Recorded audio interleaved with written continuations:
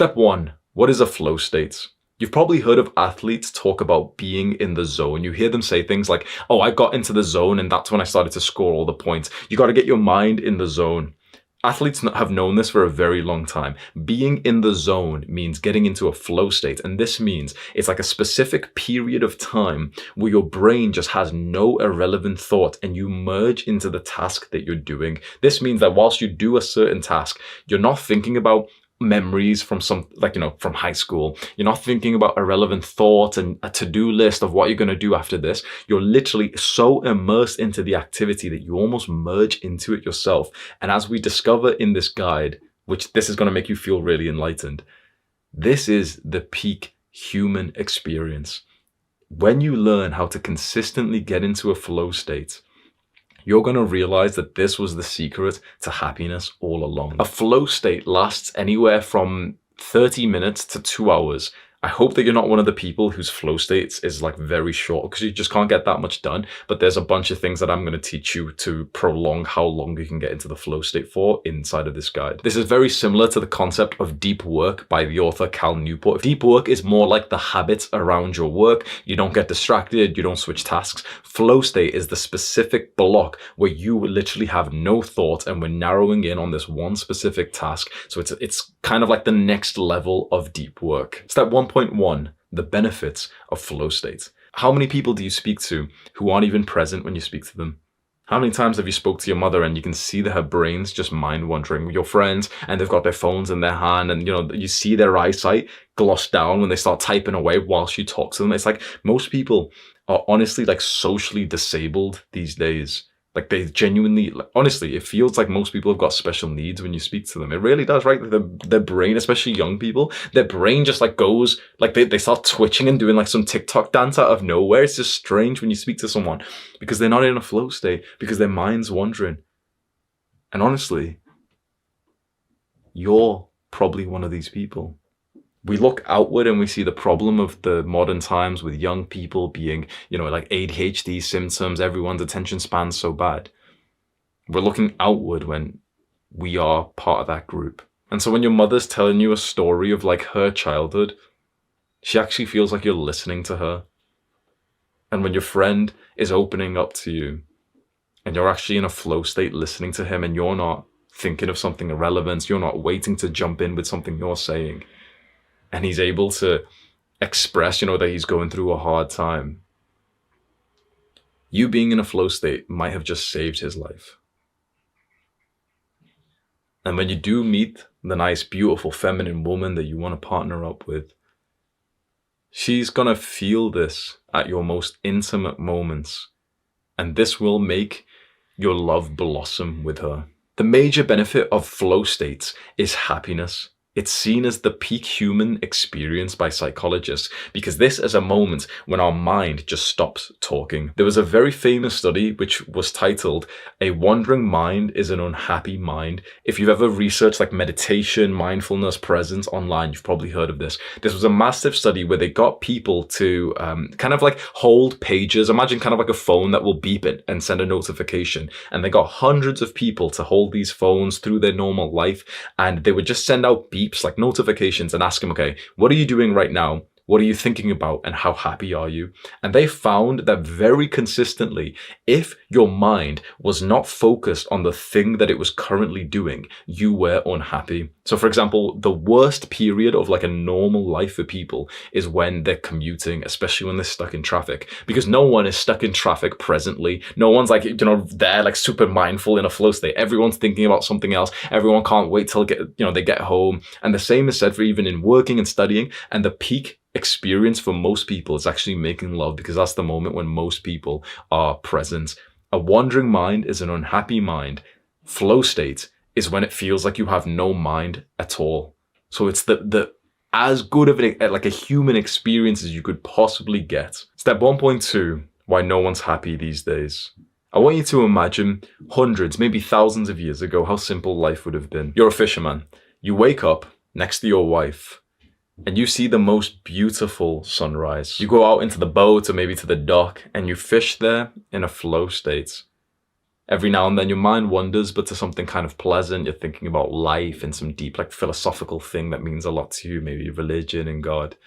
And you catch a bunch of fish, which means that you and your family will eat today. You go back home, you hand the fish over to your beautiful feminine wife. She cooks it, you all eat it.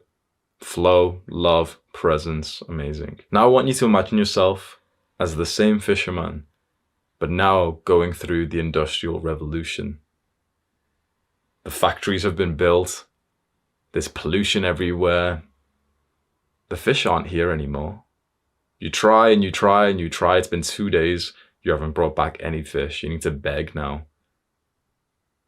You need to beg to be able to feed your family. The skill that you've been leveling up doesn't work anymore, and your family are hungry.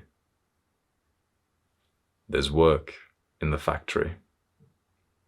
And so you go. You split up the family. You go far away into the cities where the factories are, and you got to go work hard so that you can send money back to your family. You go there into these grey, dark, soulless buildings before regulations of work and health standards were made, before the 40-hour week was a thing and you were expected to literally work more like 14 to 16 hours a day. You work next to people that you don't like, for a boss that you don't like, for a company that means nothing to you, so that you can go home and use the money that you've made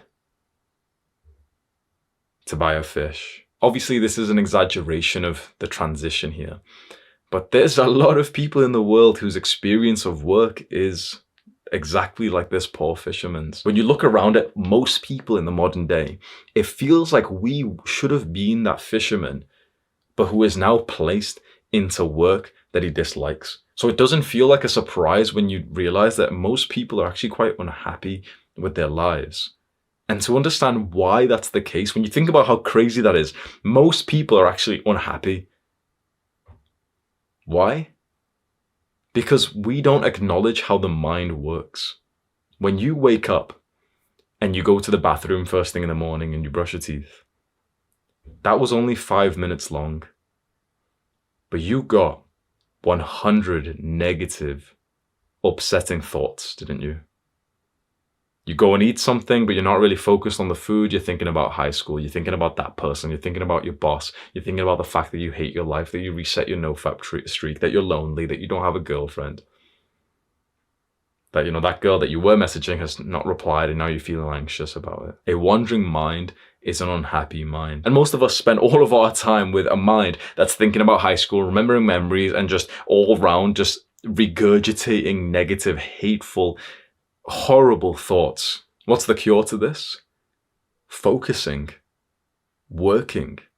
Online, you've probably seen this. There's so many people who are anti-work these days. People, really seem to hate the idea of their jobs and work. And you know what's interesting? Still, people in work are always the happiest. When there's studies done, the same kind of modern day study where they send a notification to their phone to see how happy they are and what they're currently doing. Still to this day, people are in more flow states in work than they are in their leisure time. So, in your free time, all of us want more free time, right? In our free time is when we are actually the most depressed because our mind has nothing to focus on. There's an entrepreneur that I really like that I've learned a lot from. His name's Alex Becker. And when I was learning from him in my early days of business, he kept on saying the same thing where he said, the material success won't make you happy. The happiest you'll ever be is when you can get to work hard on a project that means a lot to you. And it sounded like this sort of woo-woo BS, but I'm beginning to understand it a lot more. If your mind is not focused on a task that means a lot to you, you will experience symptoms of depression.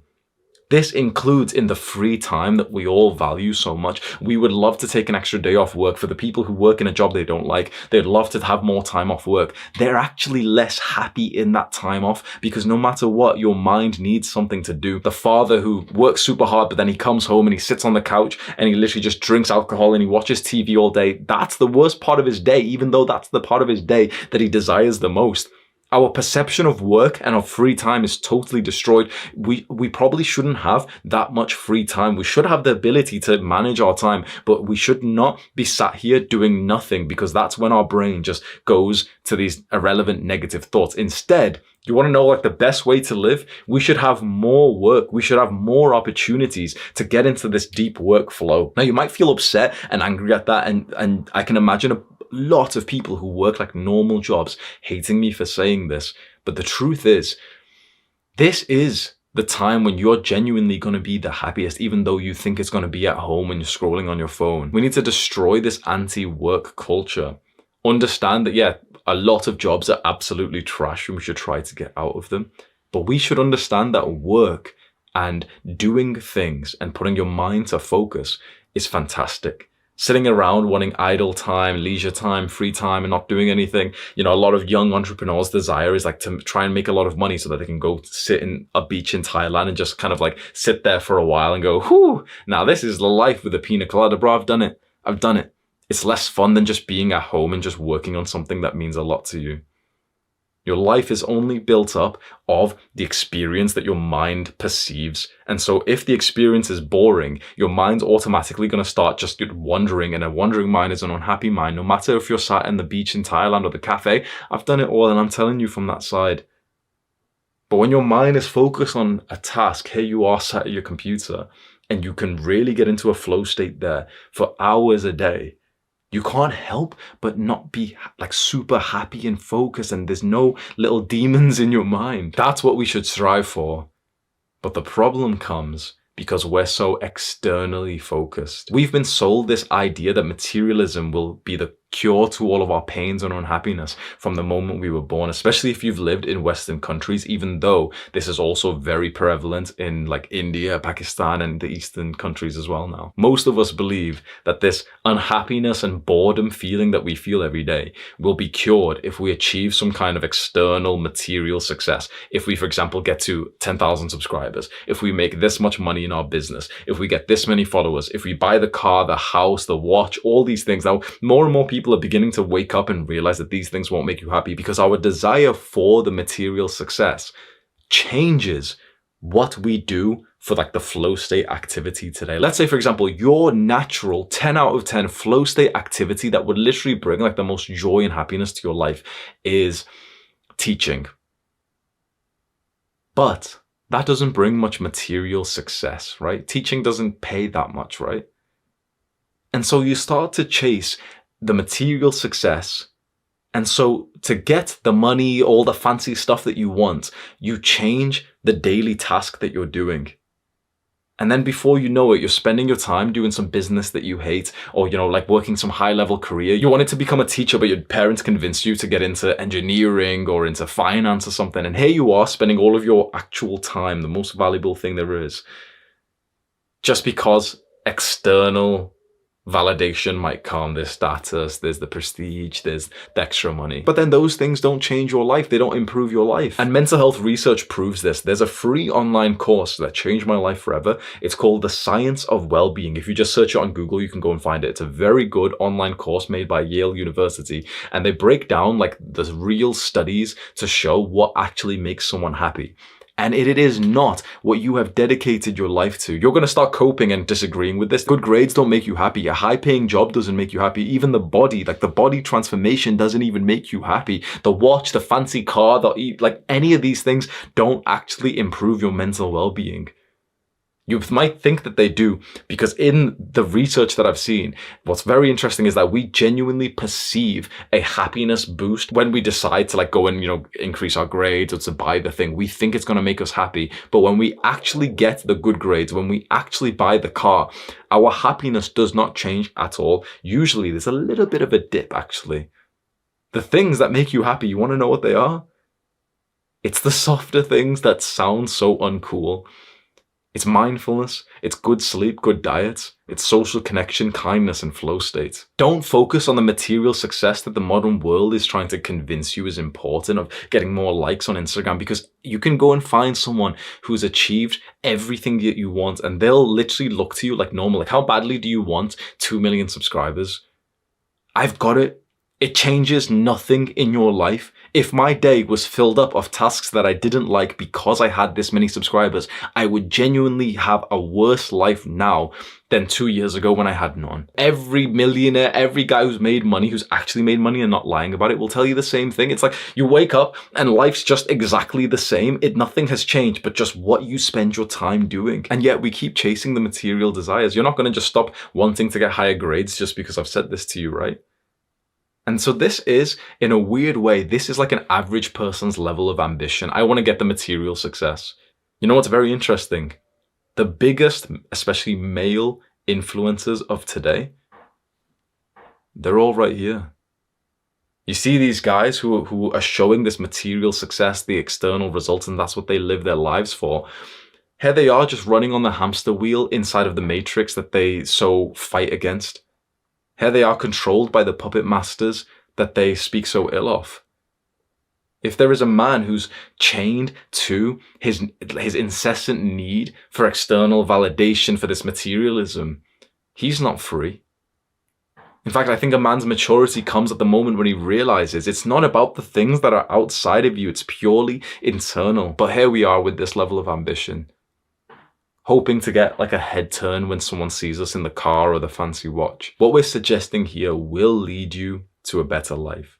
It will lead you to discovering your purpose. It will lead you to experiencing and understanding spirituality. But you won't get as much of the real world results. Because the guy who's totally obsessed with the material success, let's say making money, he will make more money than you if you're not obsessed with that and you're rather thinking about flow state. He will. So this is going to hurt our egos. This is going to start to trigger us because if we want to be true to ourselves and, just chase the flow state activity and let's say it's teaching compared to the guy who's doing the high level business, even though he hates his life, he's going to get more likes on Instagram. We're going to feel like this level of pressure that we could probably do that. He's making more money than us. We should compete with him. And before you know it, here you are pursuing something that means nothing to you with tasks that you actually dislike in your day. Why? Because the external success, the numbers in your bank account might be nice. Voluntarily giving yourself mild forms of depression, not even enjoying the success once you make it. Now, let me give you a disclaimer. This doesn't mean that we should just sit here and do nothing with our lives and not work hard. This doesn't mean that we shouldn't set goals or, have something to look forward to work towards. What I'm specifically saying is we align the goals, and even some of the material success is absolutely fine, but we align that to the flow state tasks that we actually like, because this is the level of ambition for most people, including even rich guys. This is the level of ambition that we've got. It'd be nice to make great amounts of money, but not at the sacrifice for our experience of life, right? So this is where everyone else is. They just want to get the money. They just want to get the subscribers, right? We want to get that stuff whilst actually enjoying the day-to-day life, because the depressed millionaire, is he really successful? If the guy, you hear the athletes who say, oh, I hated every minute of training, but I still, I did it anyway and I've got the title belt. Are they even that successful? If they genuinely didn't even find their experience of life pleasant, if they wouldn't go back and do it again, Mike Tyson's there. You can go search on YouTube. This is an actionable step. Let's do this. Go search on YouTube. Mike Tyson belts garbage. There's a quick little clip of him with some news reporter or interviewer, and he's showing the belts. And he's like, oh yeah, they're all garbage. They're all garbage. When I was a kid, this meant a lot to me. It's all garbage. It means nothing. And he throws it on the floor. Because the external success isn't going to do anything. The belt, imagine sacrificing your fucking brain cells, your health, and your time, and your life to get this belt that other people think is cool, but if it doesn't change anything for you, because in the end, all you have is the flow experience of life. So here is your actionable step for this part of the video. Go look at your goals. Either write them down if you haven't already, or if you've got them written down somewhere, just bring them up on screen and just kind of look at them for a few seconds. Pause this video and just look at them, remind yourself of what they are. If you don't have clear goals written down, then just kind of think about what they would be based on your recent actions. So, you're really dedicated in school, so your goal kind of is to graduate. You're really dedicated in fitness, so your goal is to get more muscular, for example. Just think about what your goals are for a few seconds, pause this video, and then just play it again after 10 seconds, right? Now I'm just going to call you out here. I'm guessing that pretty much all of your goals are all external success, right? They're all material success. They're all like the real world things that other people can see. It's what grades you've gotten, how much money you're making, how many subscribers you've got, what your physique looks like. This is pretty much our goals, right? And it isn't necessarily a problem to have goals like that, but this is where it gets interesting. When we have goals, it can be a problem if the daily tasks that we do don't put us into a flow state to achieve that goal. So we have the goal, for example, to get to $10,000 a month in business, right? That's a pretty good goal to get. It'll change your life. That sounds awesome. But to achieve that goal, if we have to spend a bunch of our time doing tasks that don't put us into a flow state, that don't even align to our core personality and values and virtues, but we're doing it just for the 10K a month, we are literally sacrificing our lives for material success that we know isn't going to change much. What we want is we still want the material success. I'm not telling you to abandon that, but rather we want to make sure that we get these material goals with the tasks in the day-to-day that put us into a flow state. So getting to 10K a month in business is an awesome goal, but if you're doing it with this task of, like, for example, you're doing this business model that you don't even know what you're doing drop shipping, for example, and you hate being a drop shipper, it's kind of embarrassing. It's this, business where you're just kind of like selling Chinese products with a massive delivery time, and it's just a shitty product, but you're making some money from it, but you don't even like it. Even that, let's say right here, right now, that your life and your family's life could be changed if you were making $2,000 a month. The thing is, you'll probably get to $2,000 a month faster if you were doing a business which its tasks would put you into a flow state, so you were good at it, you were focused at it, rather than just choosing the business that you've heard some influencer talk about online, maybe including me. So your actionable step is to look at your goals. Write down the major task that you currently do to achieve that goal. So for example, one of your goals is to build like an aesthetic body, 10% body fat, right? And one of the major tasks that you do is the gym session, and specifically it's like a weightlifting session. Just ask yourself, is that a genuine flow state activity or not? And be honest, because I think I would have coped a bit a few years ago and been like, yeah, it is. Genuinely ask yourself, do you get zero thought? Are you in the zone for that task? For business, the goal is $10,000 a month. The main task is, for example, sending out DMs to people to like get them to hopefully buy your stuff in your like agency marketing or whatever like a business you do. Is that a genuine flow state activity? Like, nah, my brain's always wandering, I'm always bored, but I just get it done anyway. Don't abandon the goal, but it might save your life if you just figure out maybe there's a different kind of task that you could do to achieve the same goal. So you still want to get jacked, but there's a different kind of workout. Maybe you'd enjoy like the CrossFit style workouts where you're training with 10 people and they're shouting at you whilst you do like, the pull-ups and all the stuff. And people laugh about CrossFit, but it's like, what if that's the flow state activity for you? What if you really look at your goals right now and think, why do I even want the muscle? To be honest, like, yeah, by validation and stuff, and it might be nice. Like, maybe the flow state activity for you in terms of exercise would be like jujitsu. And you'll genuinely have a better life experience if you pursue the things that put you in flow rather than the things that you think will just get you the material success that we know won't change your life.